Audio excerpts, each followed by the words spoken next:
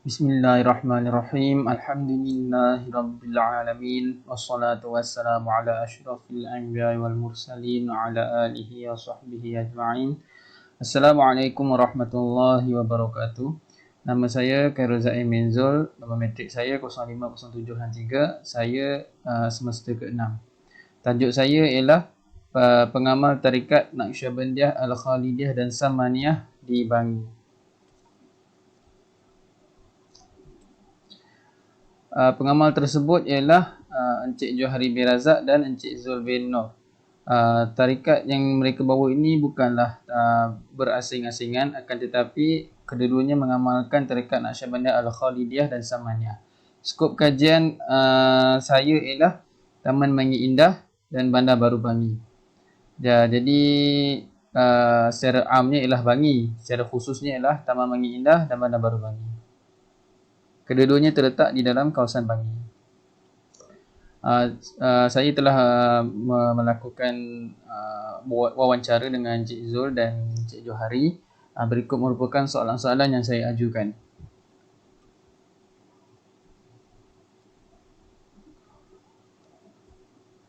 Saya teruskan dengan penglibatan. Kemasukan mereka berdua dalam tarikat ini berdasarkan dorongan Allahyarham Haji Abdullah.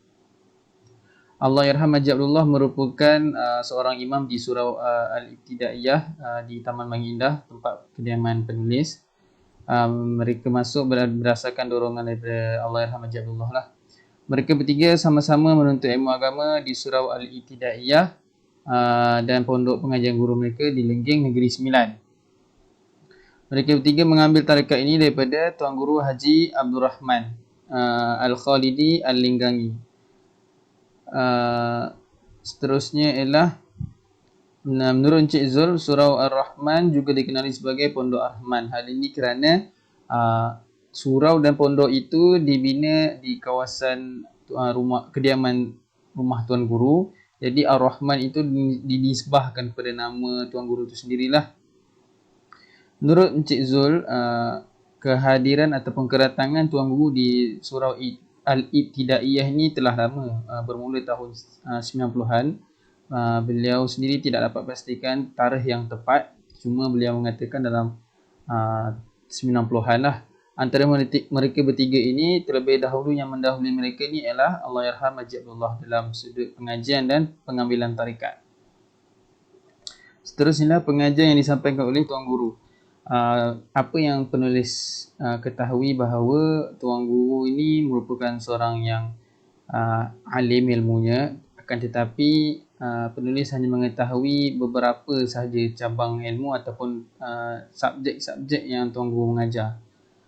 Bidang dia ada 4, Tauhid, Fiqh, Tasawuf dan Hadis. Dan kitab-kitab ini, nama-nama bagi kitab ini yang diajar oleh Tuan Guru saya dapat sendiri daripada Encik Johari lah. Johari yang menyampaikan bahawa sekian-sekian ni adalah pengajian Tuan Guru. Sanad tarikat Naqsyabandiyah Al-Khalidiyah. Tuan Guru Haji Abdul Rahman merupakan mursyid yang ke-37. Hal ini bermaksud Tuan Guru merupakan kelompok yang ke-37 dan beliau menjadi mursyid dalam kelompok itu. Manakala Encik Zul, Encik Johari dan Allahyarham Haji Abdullah ini merupakan kelompok yang ke-8.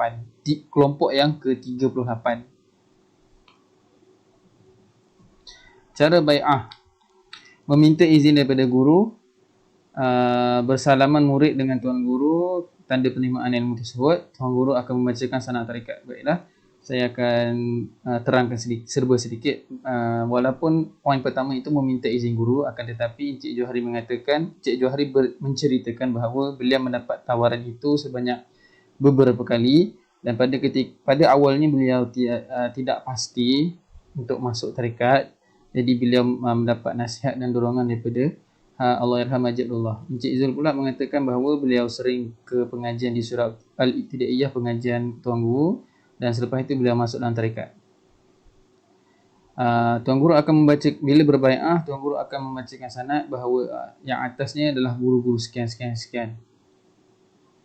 Tuan Guru akan membacakan sanad tarikat. Kedua-dua tarikat diperturunkan. Selepas berbai'ah, disusuli dengan mandi taubat dan solat sunat taubat. Seterusnya lah adab berzikir. Saya membahagikan adab berzikir ini kepada dua bahagian, iaitu adab semasa berzikir dan adab selepas berzikir. Menurut Encik Johari, adab-adab yang dinyatakan ini bukanlah adab-adab yang direka cipta oleh orang-orang terdahulu. Bahkan adab ini telah dinukilkan dalam kitab karangan Syekh Abdul Somad Al-Falimbangi yang berjudul Hidayatus Salikin. Berikut merupakan adab-adab semasa berzikir. Cik Johari, saya ada menanyakan soalan tentang pemilihan tempat yang gelap untuk berzikir. Encik Johari mengatakan bahawa orang-orang terdahulu ada seorang mursyid yang menggunakan satu tempat gelap, iaitu kubur replika, supaya mudah salik itu mengingati Allah. Tetapi zaman seterusnya ialah himmah bagi salik itu sudah kurang. Jadi mursyid mursyid yang seterusnya pula meletakkan bahawa sekadar memadai tempat yang gelap lah, tidaklah mestinya kena kubur. Jadi mursyid tersebut menggantikan berzikir dalam kelambu. Seterusnya pejamata Rabitah Guru. Saya menanyakan juga tentang soalan Rabitah.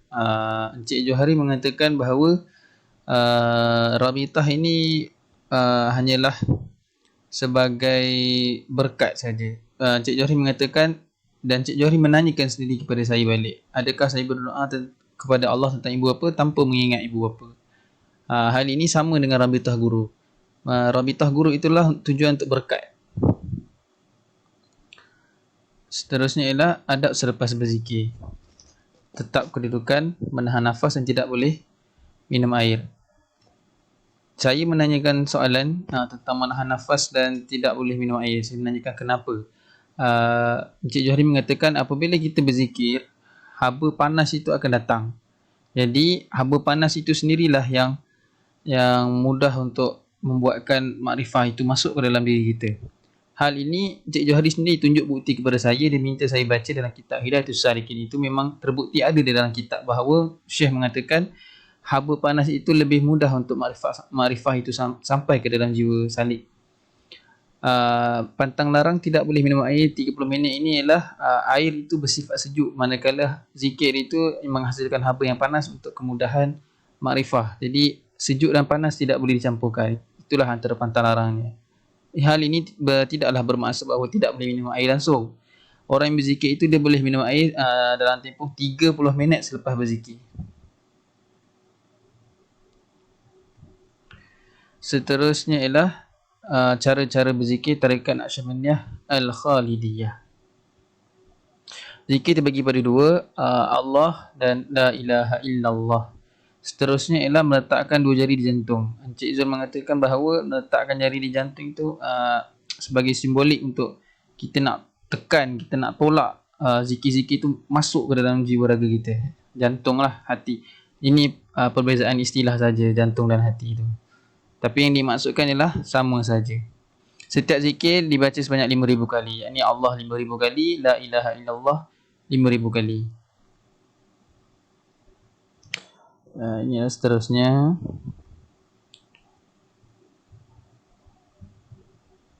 Seterusnya ialah cara berzikir tarikat Samaniyah. Tarikat saya memulakan dengan bersila ataupun tahiyat akhir terbalik. Ini memang cara yang diajarkan oleh Tuan Guru lah. Saya tanya sendiri kepada Cik Johari dengan Cik Zul. Duduk ini tidak saja dalam tarikat Samaniyah, tapi duduk tawaruk, duduk tahiyat akhir terbalik ataupun tawaruk terbalik ini juga diamalkan dalam tarikat Naqsyabandiyah Al-Khalidiyah.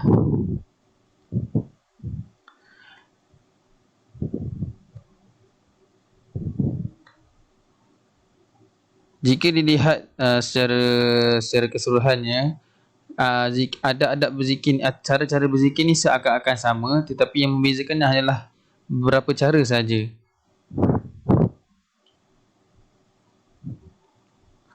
Okey, yang terakhir ialah saya meletakkan satu topik perjumpaan dengan pegawai di Pejabat Agama Islam Daerah Hulu Langat.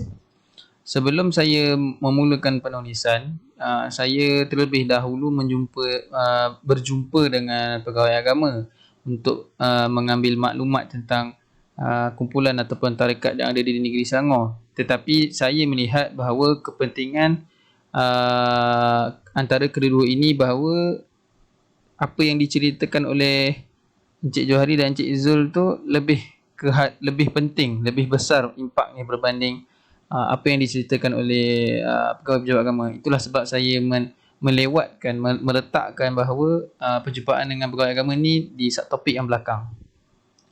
Menurut pegawai tersebut di bahagian R&D, Research and Development, selama 70 tahun JAIS tidak pernah mengiktiraf mana-mana kelompok ataupun kumpulan tarikat. Jika mereka ini didapati selari dengan prinsip Ahli Sunnah wal Jamaah, mereka tidak dibenarkan menggunakan nama lain melainkan nama Ahli Sunnah wal Jamaah. Saya dapati bahawa pihak JAIS cukup mementingkan penjenamaan. Maknanya JAIS tak nak ada nama lain melainkan nama Ahli Sunnah wal Jamaah. Tiada kepentingan untuk membawa nama lain melainkan nama Ahli Sunnah wal Jamaah itu sendiri. Dan pegawai itu juga menunjukkan kepada saya beberapa fatwa tentang kumpulan-kumpulan ataupun tarikat-tarikat yang ada. Malangnya saya tak dapatlah buku tu. Saya cuba minta tapi tak dapatlah. Buku itu hanya rujukan beliau sendiri. Tapi saya sempat baca dan saya sempat melihat beberapa bukti tentang fatwa-fatwa yang telah difatwakan sebagai kumpulan yang salah. Terdapat banyak kumpulan atau ajaran yang difatwakan salah, tetapi saya hanya menampilkan beberapa saja, iaitu tarikat Naqsyabandiyah Qadiriyah Nahjah, tarikat Naqsyabandiyah Aliyah, kumpulan Ahmadiyah Qadiani dan anti hadis. Ahmadiyah Qadiani diambil berat sangat-sangat oleh JAIS, sehingga kan dalam khutbah negeri Selangor disebutkan tentang bahayanya gerakan Qadiani ini. Kesimpulannya, Negeri Sembilan mempunyai sebuah badan atau institusi yang menguruskan Dewan Tarekat yang dipanggil sebagai Turub Jisah Sufiyah. Saya melihat banyak negeri yang mengeluarkan fatwa tentang tarekat Naqsyabandiyah. Saya melihat banyak negeri mengeluarkan fatwa tentang tarekat Naqsyabandiyah, akan tetapi Negeri Sembilan membenarkan pendaftaran tarekat Naqsyabandiyah Al-Khalidiyah dan sekaligus membenarkan tarekat itu untuk diamalkan. Menurut pegawai agama tersebut, bidang kuasa pengurusan agama tertakluk kepada negeri.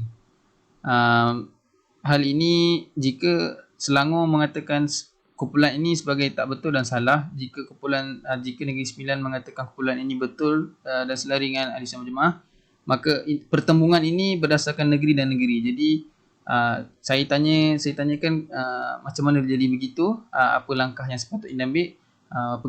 Pegawai tersebut mengatakan bahawa setiap negeri kena menghormati enakmen negeri sendiri, sebab kuat kuasa agama Islam tertakluk kepada negeri masing-masing. Sekian sahaja daripada saya. Assalamualaikum warahmatullahi wabarakatuh.